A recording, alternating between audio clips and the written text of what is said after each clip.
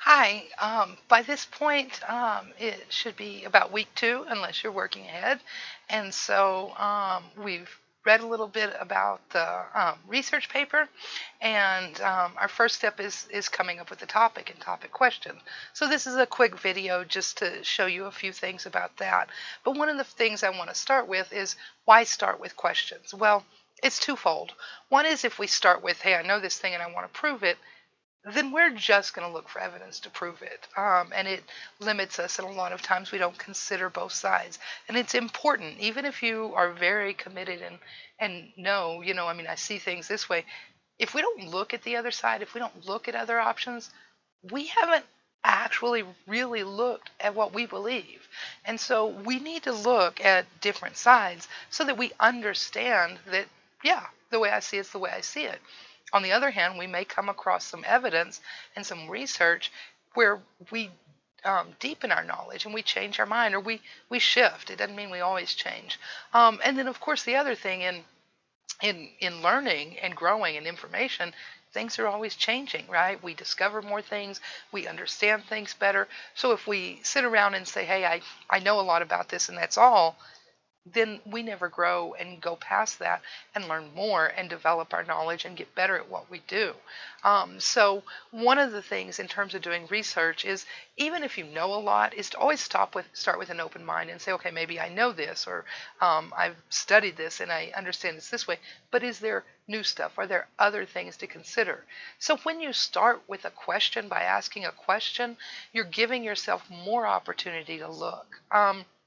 One of the interesting things that's happened in classes, I had one student writing a paper about moms, whether they should work or stay at home and what's good with the kid. Well, it turns out, or for the kid, she went into it really thinking being at home would be better. And it turns out it really depends. Depends on the mom, the family, the circumstance, everything. But she came through to me about halfway through and said, well, I asked this question and now I think differently. My answer's differently. And I told her, good. I said, why is it? She said, because of what I've learned. And I said, good. That means you've grown. You've changed. So don't be afraid to change your mind as we go through this process. That is one of the huge factors about doing research, is you always have to be open to not just new information, but also following where your research leads you. What we're starting with this week, you may find over the next couple of weeks that it leads you down a path that you didn't know was there. You start researching something and you're like, oh, I didn't know this aspect was there. I want to research it. I had a student last semester who did that. She found out about this historical event. She became fascinated with it. And she said, I want to shift to that. So you may find as you research that you kind of shift to something you knew about, that you're learning more about, or you didn't know about, you discover. You may find you start doing research and you're like, wow, this is really narrow. Maybe I need to include a few other things, kind of broaden it in scope. So one of the first things about starting your research and thinking about what you want to research is you have to make some decisions, but don't be too locked into them, because a lot of times research will actually lead you toward the paper you're going to write. So being flexible is very important. And then, of course, coming at it with that open mind. Even we all have our own preconceptions, things that we believe or we already know. And so even when you have those, just say, wait, let me look and see what's out there. Because until you've looked at it and kind of checked out what's out there, you can't fully make a decision about what it is that, make a decision on that issue. So being open-minded too. And one of the things as you research, you want to remember that you don't want to just ignore if you have something that has kind of some opposition. You don't want to ignore that. I mean, even when you're writing, you want to say, yes, here are some other sides of things where people see this differently. And we may look at a couple of papers where that's done very successfully. And that's important because, and it's not always just one or the other. A lot of times there are places in the middle where we can say, yeah, this is the way to approach it. But if we look at what this kind of other side, the counter arguments, are saying, these are good points too that possibly we need to integrate. So the key is just really flexibility and being open-minded.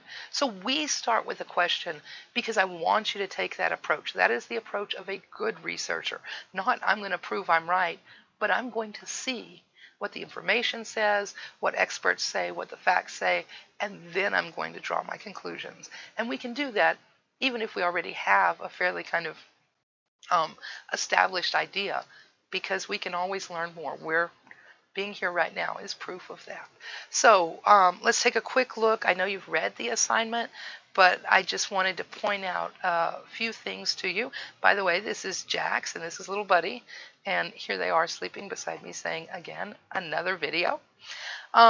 So, and of course, you're reading about how to write a research question and posing questions worth exploring. Those are very key in terms of thinking about this assignment, that we're not just giving information. That's the 5th grade report. We've got to be thinking about, you know, the bigger so what issue, digging deeper.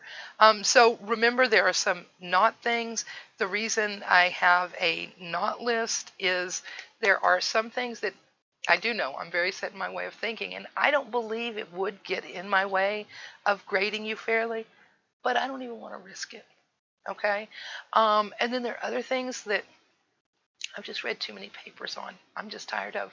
If I have to read another paper on obesity in the next 5 years, I think I'll stab myself in the head. Actually, one of the writing center tutors came to me whenever I put that on my ban list and thanked me. And we both agreed it's an important topic, but wow, so many papers on it. So, that ban list is there, and one of the things I do point out is that your topic may require some discussion of those issues above, but your paper should not focus on them. And that's really key, is that, you want to make sure that those aren't the focus of your paper, but of course those issues touch on other things. So it's not that you can't ever talk about them. It's just I don't want just a paper on them. I mean, seriously, child abuse, what are you going to say? It's good? No, it's bad. I mean, really. So if you have something that you think is a very, very unique perspective on one of these banned topics, email me or call me, and I'll consider it. I may say no, but I'll consider it for sure. So. All right, so, and of course, I gave you all sorts of ideas, and these are just to give you ideas. One of my favorites is the, where's it at? Let's see, cultural traditions, birthday parties, proms, etc. I subscribed for a while to a journal on popular culture. And they had an issue that was on themes. It was all on parties. And and these are academic articles with research. One of them was about proms and how they've changed and their social significance. There was another one on backyard barbecues and the significance of that, role in American society and families and friendships. So, yellow on my nose. But anyway, really, I have a little book in my office at work that is called On Bullshit. It's about how we use the term bullshit, and it's research. You can literally study anything. And one of the reasons I have you do the topic question, send it to me, is one, to make sure that you have a topic that is researchable. Some things are really hard, and you probably want to wait till you get a little further on in your researching skills. Some things aren't going to give you that deeper question, too much information. Other things may be too new, and there may not be enough research on them. So I help you out with that. I give you some links. I give you some places to get started, and that's what I do there. So it's also about, my making sure that you're set up for success, that you have a topic that is going to be researchable in the time we have and with what we're doing. Okay, so the key there is just make sure that, you really keep an open mind about it and think about what you're interested in. And anyway, okay. So you're going to write me a topic question. I just want to show these to you, and I know you read it, but sometimes it just helps to hear it from the teacher. This is, other than coming up with your topic, this assignment is as easy as it sounds. You are writing 2 questions. So they could be 2 questions on the same topic, so that maybe it's different aspects of it or different things. That's cool. If you're like, hey, I know I want to do this topic, and maybe I want to look at this and that, or this or that. I don't know. Let me see what Kelly thinks. Cool. You may be like, I'm not sure. And so you might think, hey, this would be interesting, this would be interesting. So you could do that. And remember, these are questions. What do you want to find out? What do you want to know? And you've got to phrase them as questions. If you don't do that, I send them back to you. I don't count them as turned in. So anyway, you want to make sure you do that. Um, so it is that easy. Make it that easy. The hard thing is picking it too. Now, if you're having trouble choosing, remember this is English class. It does matter. It's your grade. It's teaching you skills to help you in both school and in your professional life. But at the same time, I don't believe there's a great creator in the sky that's going to say at the end of your life about that topic you chose for English class. I think should there be a God up there judging us, there should be more important issues. So this is also practice. You might choose something that you're studying in another class that you need to know and would help you understand better. It might just be something that you've been interested in or wondered about, and you've got to write a research paper anyway, so you might as well talk about that. So all right, so enough of that. That's the basics on the topic questions, and that's really what I wanted to tell you. Let's look at where you'll turn them in. Of course, they're on our schedule, so they're on the turn research assignments in here. So you'll just go here, turn your research assignments in, and then this is a journal, and it's private, just between you and me.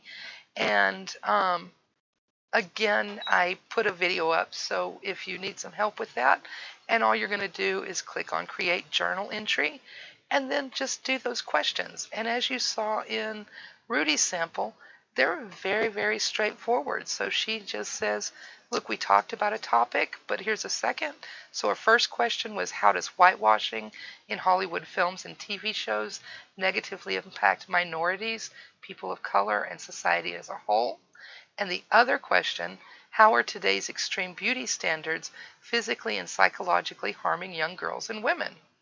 And you remember we read last week, we read through a little bit of Rudy's essay, and this second one is actually what she ended up going with, because at the time she proposed the one about whitewashing in Hollywood, it was really when that had just started becoming a more national discussion. And so there wasn't as much written on it. And I thought, great topic, it's timely, it's current. But then when we both started looking, there there were people talking about it, but college level research, we have to have a little higher standard, and that wasn't out there. So it might be now, if you're interested in it, you might want to propose that again. Like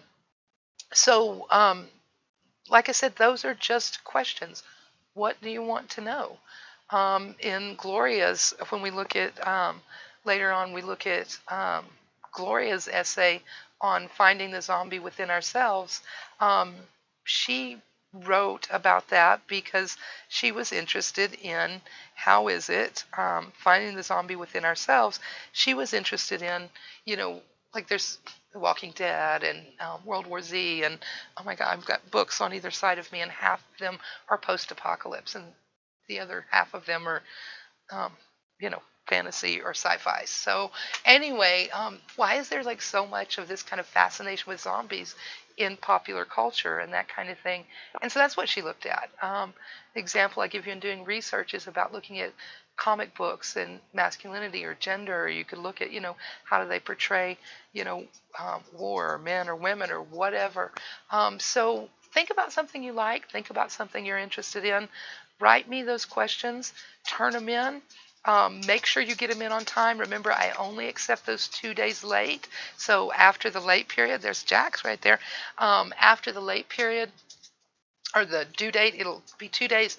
Get them to me, because the point is I turn those around to you really quickly so you can get started with your research. So, all right, well, the dogs are calling, so I guess that means that my time is up. I hope that things are going well, and let me know what questions you have.